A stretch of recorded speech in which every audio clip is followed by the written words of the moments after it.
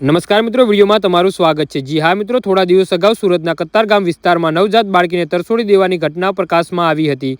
ગંભીર હાલતમાં તરછોડી દેવાયેલી બાળકીને સારવાર માટે સિવિલ હોસ્પિટલમાં દાખલ કરવામાં આવી હતી। જી હા મિત્રો, અત્યારે હાલ મોટા અને દુઃખદ સમાચાર સામે આવી રહ્યા છે, જ્યાં સારવાર દરમિયાન મંગળવારે તેનું મોત નીપજ્યું હતું। ત્યારે કતારગામ પોલીસે તપાસ કરતા મહારાષ્ટ્રની 16 વર્ષીય કિશોરી કુંવારી માતા બનતા બાળકીને ત્યજી દેવામાં આવી હોવાનું જાણવા મળ્યું હતું, જેનો ભેદ આખરે ઉકેલી જવા પામ્યો છે।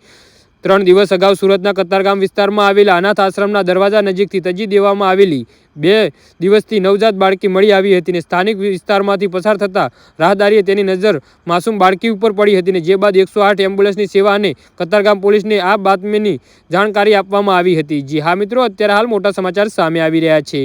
108 પોલીસની સેવા દ્વારા સુરતની નવી સિવિલ હોસ્પિટલ ખાતે માસૂમ નવજાત બાળકીને સારવાર અર્થે ખસેડવામાં આવી હતી, જ્યાં નવી સિવિલ હોસ્પિટલના NICU વિભાગમાં બાળકીને સારવાર અર્થે ખસેડીને આગળની તપાસ કતારગામ પોલીસ દ્વારા હાથ ધરવામાં આવી હતી। જી હા મિત્રો, તો આના વિશે તમારું શું કહેવું છે તો નીચે કોમેન્ટ બોક્સમાં